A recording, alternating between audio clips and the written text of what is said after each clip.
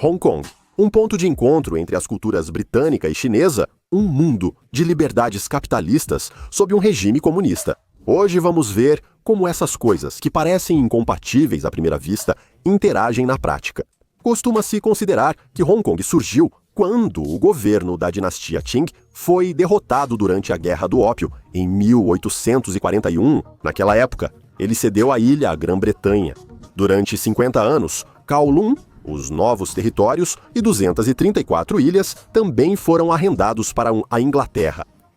No entanto, a história dos mais de 1.150 km² que atualmente compõem a cidade antecede o domínio da dinastia Qing em mais de 1000 anos. Desde os primeiros dias de sua existência como colônia britânica, essa metrópole foi um centro de comércio de nível internacional. No auge da atividade, no início do século XX, refugiados, principalmente chineses, sustentavam a população urbana. A chegada de pessoas de outro país em grande número ajudou a iniciar um novo papel para este lugar como um importante centro de produção.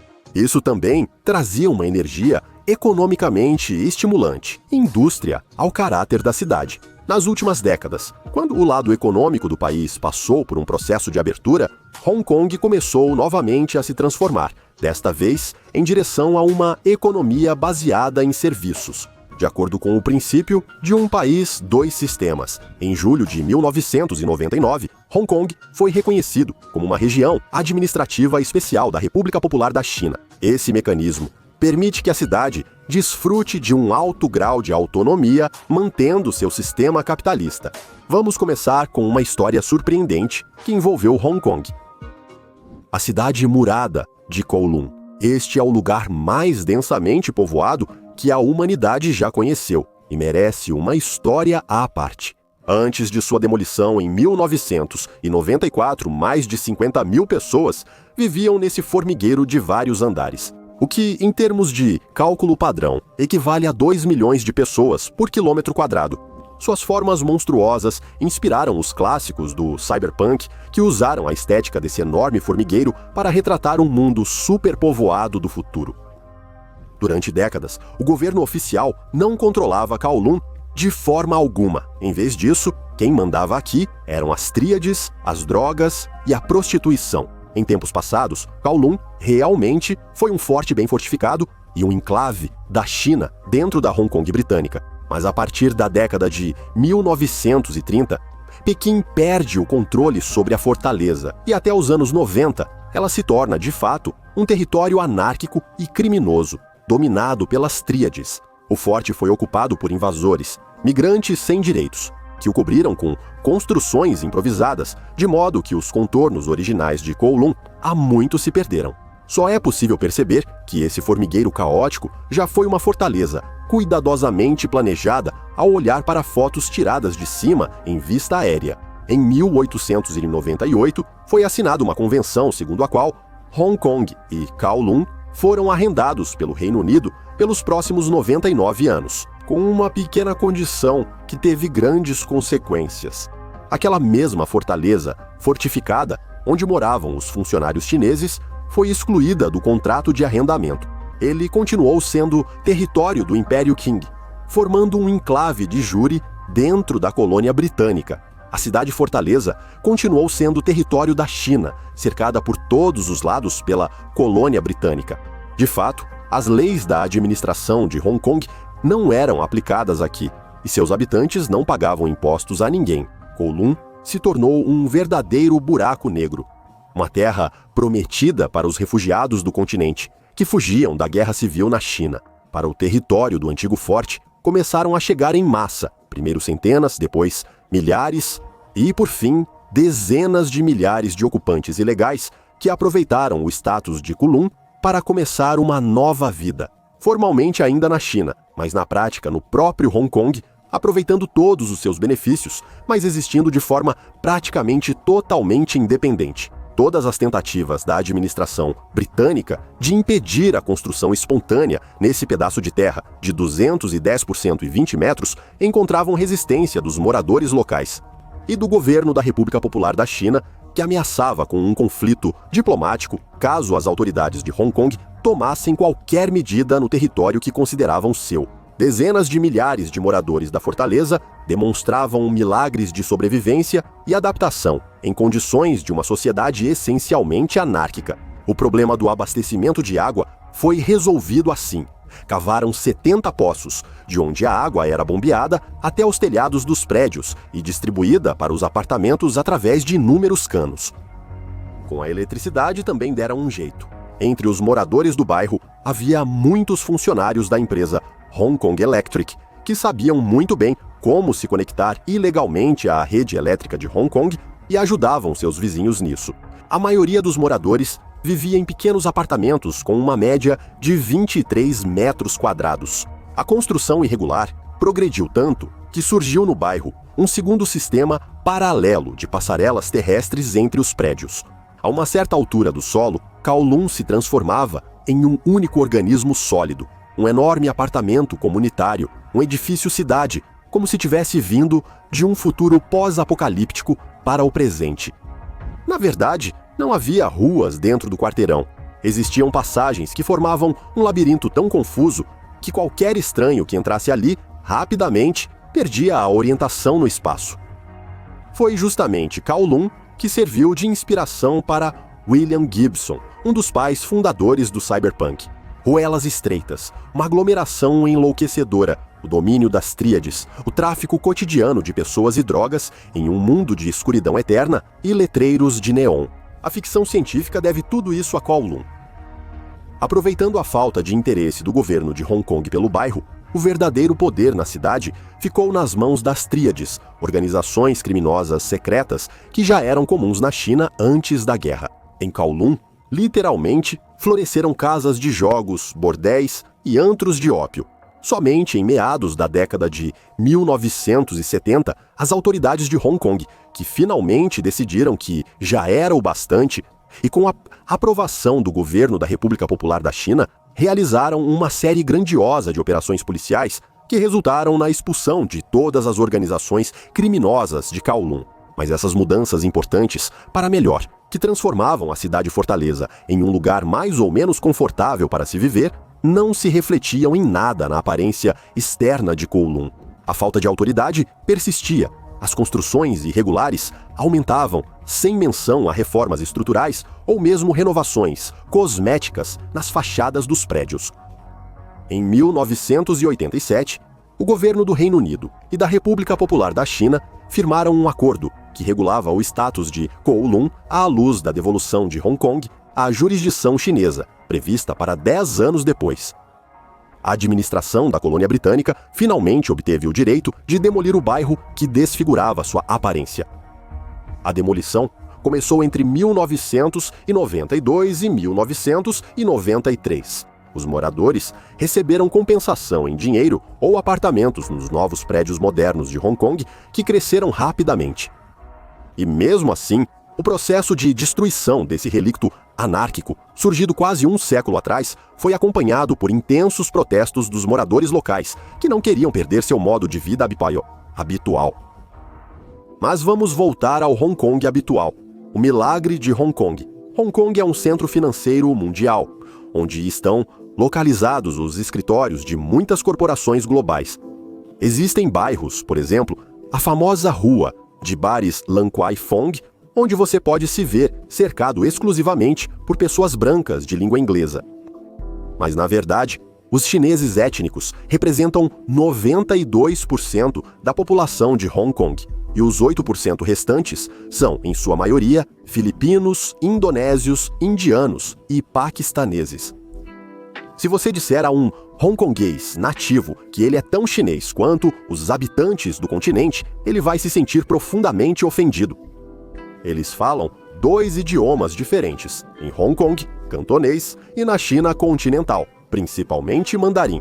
Mas a diferença é especialmente perceptível no estilo de comunicação e nos modos. Os habitantes de Hong Kong não gritam durante uma conversa, não se empurram nas ruas e não fazem barulhos altos enquanto comem.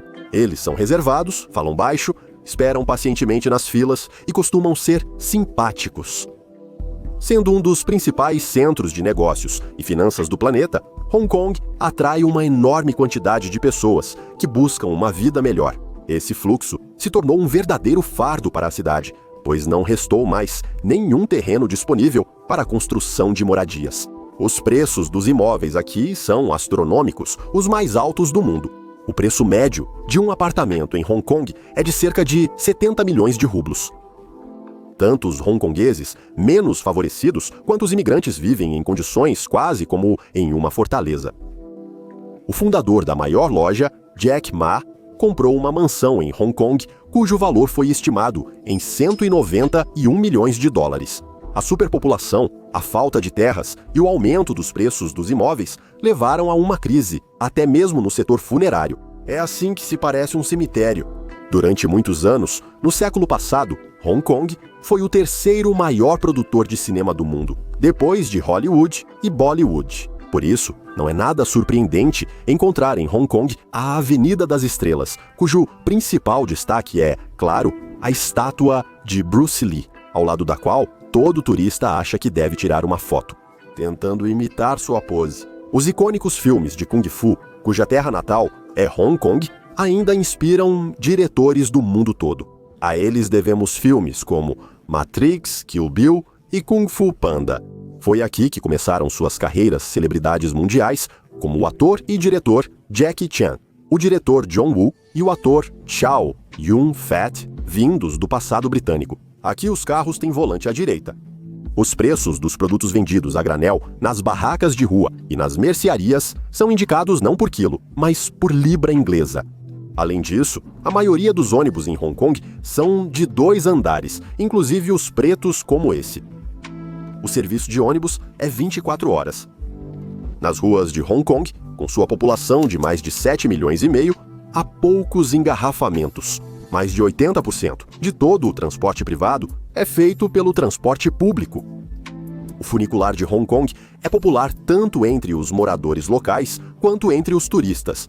É um meio de transporte conveniente para chegar às áreas montanhosas da ilha, e as vistas que ele proporciona são impressionantes. O inglês continua sendo um dos 2 idiomas oficiais e, para conseguir um emprego no setor público ou no setor financeiro, é necessário dominá-lo muito bem. Mas em todas as outras áreas, o cantonês predomina. No entanto, todas as placas de rua estão em 2 idiomas. Hong Kong tem sua própria moeda, chamada dólar de Hong Kong. Você não vai conseguir pagar com yuans aqui. Por outro lado, nas ruas da metrópole, há muitas casas de câmbio onde é possível trocar notas de praticamente todos os países da Ásia. Em Hong Kong, você pode sair na rua a qualquer hora do dia ou da noite e se sentir seguro. O nível de criminalidade é baixo devido às punições rigorosas. Por dirigir embriagado, a pena pode ser de até 3 anos de prisão, por tráfico de drogas, prisão perpétua e multa. 5 milhões de dólares de Hong Kong, 38 milhões e 200 mil rublos pelo uso. 7 anos e 1 milhão de dólares. 7 milhões e 600 mil rublos. Em Hong Kong, existe um enorme abismo entre ricos e pobres. Uma pessoa com um salário alto pode ganhar 44 vezes mais do que um trabalhador comum. No entanto, o salário mínimo em 2022 é de 74.210 rublos, ou 1.032 dólares, enquanto o salário médio é de 398.517 rublos, ou 5.541 dólares. Em Hong Kong, cada pessoa declara e paga seus próprios impostos. Os empresários pagam 16,5% e para lucros abaixo de 2 milhões de dólares, o imposto é metade disso, 8,02%. Os empresários individuais pagam 15%. Os funcionários assalariados pagam conforme uma alíquota progressiva. Sobre os primeiros 45 mil dólares, é preciso pagar 2%. Pelos próximos 45 mil, 7%, depois 12% e 17%. Hong Kong é chamado de cidade dos letreiros de rua. O comércio frenético gerou uma concorrência feroz, cujo resultado foram milhares e milhares de letreiros, cada um tentando ser mais chamativo e maior que o do vizinho. Ao mesmo tempo, a fachada de uma casa de penhores ou de uma ótica não perde em brilho para o letreiro de uma boate. O principal espetáculo para os olhos é a rua Nathan Road, especialmente impressionante à noite, quando os letreiros de neon se acendem. Nos anos 70, foi aqui que uma parede inteira de um arranha-céu foi coberta por neon, entrando para o livro dos recordes do Guinness. Hong Kong é famosa pelos panoramas de arranha-céus brilhantes que somam quase 8.000. Mas basta se afastar um pouco do centro da cidade e começam os parques nacionais com vegetação intocada e praias paradisíacas. As praias, no entanto, são muito menos populares aqui do que as trilhas de caminhada. Uma caminhada com uma rota bem planejada é o segredo e a atividade favorita dos moradores locais nos fins de semana. Mais de 200 ilhas no território de Hong Kong oferecem trilhas de diferentes níveis de dificuldade, mas todas com vistas de tirar o fôlego, que não ficam atrás das paisagens artificiais do centro da cidade. A cultura chinesa tem um significado muito grande em Hong Kong. A construção dos edifícios aqui é feita de acordo com os princípios do Feng Shui. O dragão asiático, chamado de Long em chinês, ao contrário das criaturas mitológicas de origem ocidental, é um protetor benevolente, nobre e cortês. No final da década de 1980, a Torre do Banco da China, que hoje é parte integrante da paisagem urbana, esteve no centro de acalorados debates, pois seu design se afastava do cânone tradicional. O arquiteto foi acusado de prejudicar a economia da ilha, pois seu projeto contrariava todos os princípios de Feng Shui. O edifício tem contornos excessivamente pontiagudos, que lembram lâminas formadas por cruzamentos e ângulos. Para neutralizar o azar, o arranha-céu foi inaugurado em 8 de agosto de 1988. 4 oitos fizeram desse dia o mais sortudo do século. Forte o suficiente para afastar tudo de ruim. No mesmo bairro, foi construída a nova sede de um dos maiores conglomerados financeiros do mundo, projetada por um arquiteto inglês. Durante o desenvolvimento desse edifício, foram feitas consultas com um mestre de Feng Shui para garantir o fluxo de energia positiva. Nada foi deixado ao acaso, desde os leões guardiões na entrada, simbolizando Yin e Yang, até a disposição das escadas internas, que seguem a lógica dessa disciplina. A escada rolante terrestre mais longa do mundo fica em Hong Kong. Ela leva até o bairro de Soho. Em Soho, vivem principalmente expatriados ricos da Europa e dos Estados Unidos. Você deve vir aqui em 2 casos, se quiser descansar da China e se estiver com fome. O bairro é famoso por seus bares e restaurantes. A ponte suspensa mais longa do mundo, Tsing Ma, também fica em Hong Kong. Ela conecta a ilha de Lantau, onde está o aeroporto, ao continente. Todos os dias, milhares de turistas vão à pequena vila de Pai Tau para ver uma das principais atrações de Hong Kong, o Mosteiro dos 10.000 Budas. Na verdade, há muito mais estátuas aqui do que o nome sugere, são cerca de 13.000. Para chegar ao mosteiro, é preciso subir o 431º degrau, ladeado por 500 estátuas de Buda em tamanho real de ambos os lados. Vale destacar a enorme estátua de Buda. Ela tem 34 metros de altura e é feita de bronze. Atualmente, ela é um dos maiores símbolos do budismo e frequentemente são realizados festivais e cerimônias ao seu redor. A cidade pode ser considerada com justiça uma das mais limpas do mundo. Aqui até mesmo os cachorros têm banheiros, por exemplo. Este aqui no bairro central. Aqui faz calor o ano todo. O clima é tropical. No inverno, a temperatura fica em torno de 15 a 20 graus. E no verão, pode chegar a 40 graus Celsius. Em termos de escala, Hong Kong não fica atrás dos megacidades chinesas. As áreas urbanizadas, claro, não podem competir com a fortaleza de Kowloon, mas o tamanho também impressiona. O inquieto Hong Kong. No início de julho de cada ano, Hong Kong comemora mais um aniversário da transferência desta antiga colônia britânica para o controle da China e a criação de uma região administrativa especial dentro da República Popular da China.